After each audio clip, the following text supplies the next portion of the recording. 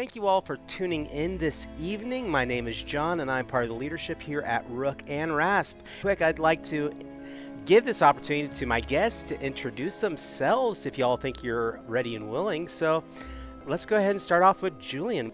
Yeah, sounds good. I'm Yeonsoo Julian Kim. Y'all can call me Julian or Jules. And yeah, I'm a game designer and writer. I work mostly in tabletop RPGs. Most recently, what has even happened this year? I worked on the Avatar: The Last Airbender RPG, and recently Ninth Level Games put out a game I co-designed with CAS Taylor called Women Are Werewolves. And that's kind of what I've been up to as of late. But I also do some work in the interactive fiction world, and I've written a lot of LARPs. Awesome, yeah. And also, Doug, if you'd like to introduce yourself. Yeah, absolutely. I'm Doug Levandowski. I'm a English teacher and game designer.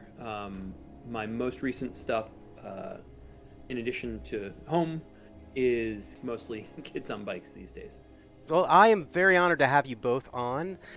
Starting off, just for fun, I thought there was almost an interesting moment of irony in this game that's coming out, which is Home.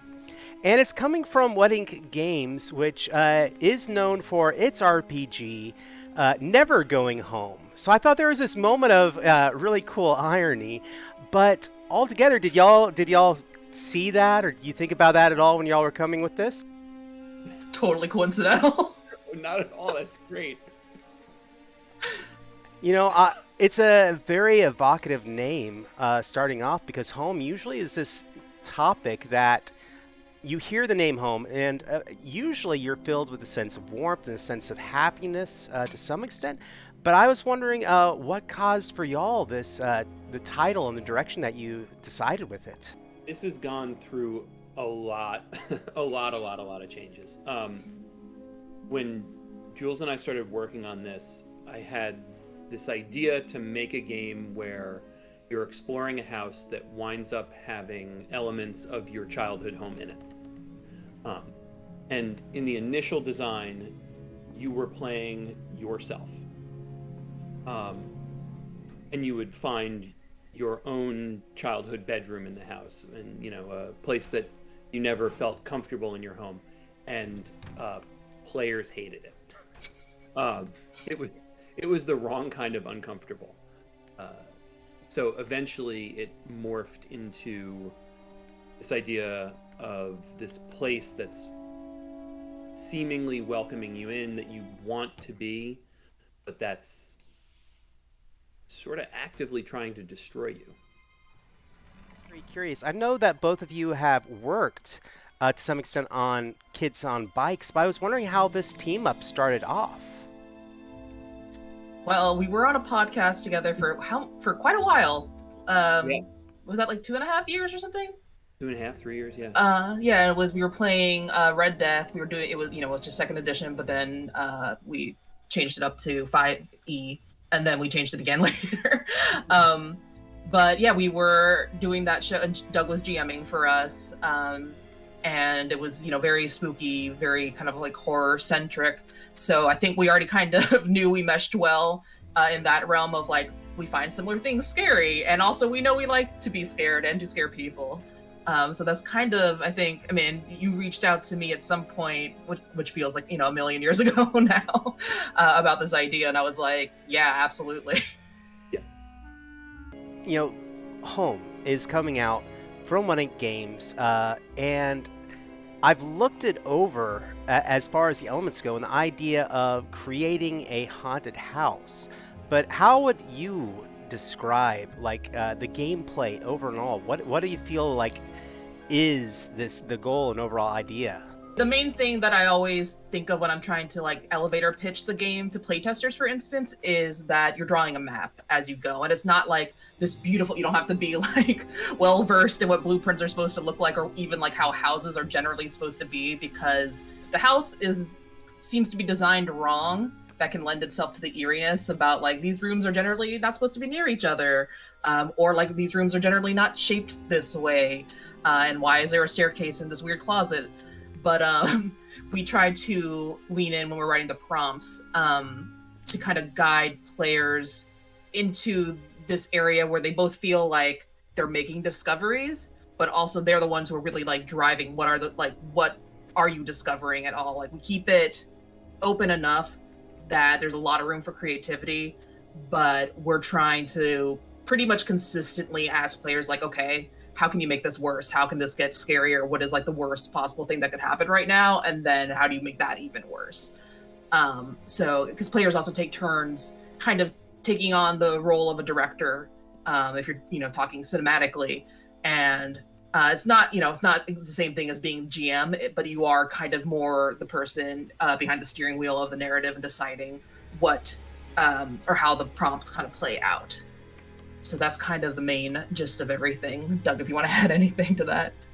No, I mean, I think that's perfect. I was going to say, to me, it's a game about, like, the verb for me is exploration, right? You're exploring the house, you're exploring the, we've shifted away from having to play yourself, exploring the darker sides of these characters and the wrongs they've done in their past or that they do in the present. And sort of exploring that space and, like Jules said, kind of pushing yourself to make this scarier for you and for the people at the table with you, and exploring, I guess, like your limits there in terms of how creepy you're willing to make this. When I was looking at the Kickstarter, I mean, there were almost like there was 3 parts of it that kind of stood out to me, 3 different elements, if you will. One of the things that really stood out to me was the idea of the drawing out of the map, which reminds me of a lot of the board games that are very big right now. Are these ideas of your input into creating your neighborhood or creating the map or creating the house, like the inspiration from it and everything? Yeah, absolutely. Yeah, so while we were working on it, I played an earlier version of it with John Gilmore, who did Kids on Bikes with me, and he said, "This is good, this is cool, but like it's missing something." I said, "Okay, what?" He said, "Well, have you played The Quiet Year?" And I said, "I haven't." And then so we immediately played The Quiet Year, and I sent Jules a message and said, "Have you played The Quiet Year?" And they said, "Yeah, of course." And I said, "What do you think about bringing some of that sort of map creation into home?" And it just sort of all fell into place from there. With Avery's permission, we started sort of adapting from there and playing around with it. We added some layers to it, and we removed some stuff. And so it's certainly its own thing. But I mean, that sort of DNA, I think, is very much in it. It is interesting to think back on like how much it's changed, like how many the iterations we've had over time. And another interesting, at least I think it's interesting, kind of component of the game that we're also really looking forward to regarding like the Kickstarter, is that we really aim for like replayability. And that's why we have these kind of haunting tales, which are kind of these themed decks that define what kind of haunted house you're going into. And that's something that's new that, we didn't anticipate that existing when we started this. And so we do have a deck that is still pulling from the idea of childhood things showing up in this house where your childhood thing shouldn't be. But we also have like other decks, like one that kind of focuses more on extraterrestrials and one that is like where time is non-linear and you're seeing things from the future or the past that you shouldn't be seeing. And so our stretch goal writers are going to be contributing these themed decks to really kind of add completely different flavor to each time you play the game with one of these haunting tale decks. Now, yeah, you mentioned the decks, and one of the things that jumped out for me as I was looking at it was that it said 200 card tarot deck. And I was really, I'm a tarot deck collector, as well as I love that many games recently have been trying to pull that element in. Various forms of fortune telling and fate casting that has appeared in RPGs and games recently. I'd love to know a little bit more about that. Especially 200 is so much more than a lot of tarot card decks out there. Yeah, I mean, that in part that came about because of necessity. So on most of the cards, you have a sort of setup prompt, a sentence or two that gives you a fact, and then 2 questions to choose from, 2 prompts that you'll decide to respond to. And as we were working with Matthias, who's doing the layout for it, we were saying, all right, well, can we make this a little bit bigger? What if we did the cards sideways? Would it fit? He said, it seems like we should just do tarot cards. And that, I think, like, for me, was another, like, click into place, right? The connections between tarot and, somebody's fate, I think, comes through pretty strongly. And in his design, Matthias is now leaning even more into the tarot iconography and imagery and structure in really cool ways. Yeah, I feel like people are going to be real grateful for the tarot-sized cards when they see how much text there is also, because you don't want to be reading that on a poker-sized card. Oh, no. That sounds amazing. I'm really looking forward to it, especially as a collector myself. Now, we've mentioned the maps, we've mentioned the tarot, and the other thing that also jumps out for me is the characters. One of the things that you said is kind of these iconic ideal or characters within the genre itself. And as you said that there are 7, but there's only 3 displayed on the Kickstarter page, I believe. I was kind of curious if I could get a little bit more information on that. Yeah, well, that's one of the other things that our Kickstarter stretch goal writers are going to be doing. They're each coming up with a new character archetype to add. And we pulled from, archetypes from horror movies and literature. Like, for instance, I'm a huge fan of, I think we both are, Haunting of Hill House. And for me, Woman in Black by Susan Hill. And we were trying to make sure that there was a diversity of different archetypes so that everyone would find something that looked fun for them. They all are a little bit like extreme in certain ways. Like, there's nobody who's like really like, this is the subtle one. Like, they're all kind of characters because that's what you get in a lot of these horror movies, right? Where you have a group of people entering into a haunted or otherwise paranormally unpleasant place. Because you need them to butt heads a lot of the time. And that's where a lot of the drama and like the exacerbation of the haunting comes from. So we were interested in trying to create archetypes that wouldn't, mesh super well with each other. So we have a rattled skeptic and we have like a really like ardent believer they're built to butt heads. And we have a bunch of other archetypes that we think are going to be really fun for people, especially people who like to play characters who aren't the best people. There's a lot of options there, and I'm really excited to see what all the stretch goal people come up with. Yeah, me too. Definitely. I mean, that's one of the things I love about especially this, kind of sphere within gaming, is that oftentimes it really is about broken people and how they've arrived where they are and all the horrible things they're going to be going through. Within that, and also those 3 elements, I was curious, and I've always felt that, creative people and the creations that you make, oftentimes there's a part of yourself that you see in it, or a part of yourself that you feel that you're either contributing or you see reflected back in your creation. Whether you're an artist or a musician or a game creator, I was curious what you see of yourself, actually, in this game. Oh man, I know. I want to take you on a deep dive.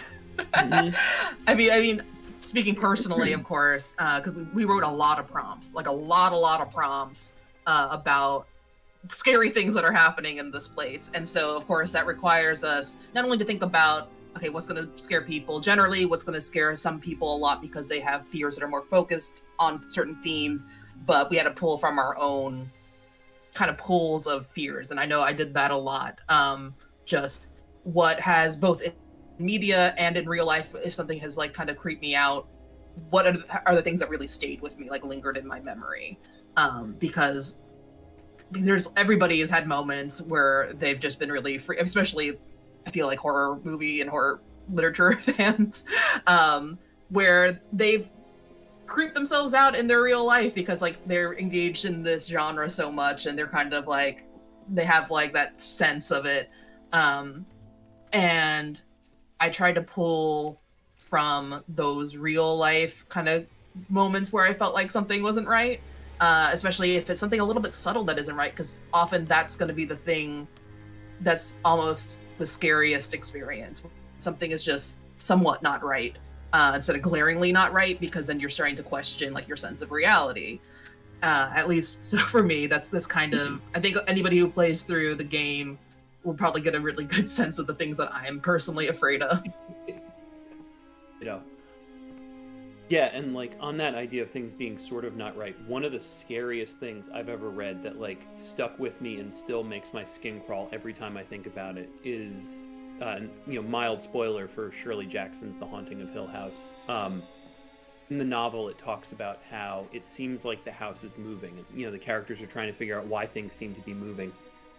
And they realize that the angles of the house are not quite right. They're 92-degree angles, or they're 88-degree angles. And so the brain is always trying to put it back. And so it seems like just out of the corner of your eye, things are turning, moving. And that, God, the existential horror of that, right? But I also think it's just such a great concept for, and such a great metaphor for the way that we like scare ourselves when something isn't quite right.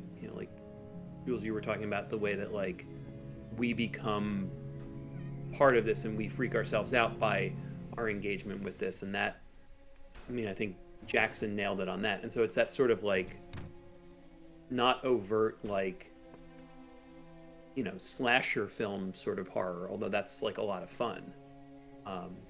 It's the more sort of like creeping, lurking, gradually building horror that scares me the most and that interests me the most. And yeah, talking about personal fears, my childhood home scares the crap out of me.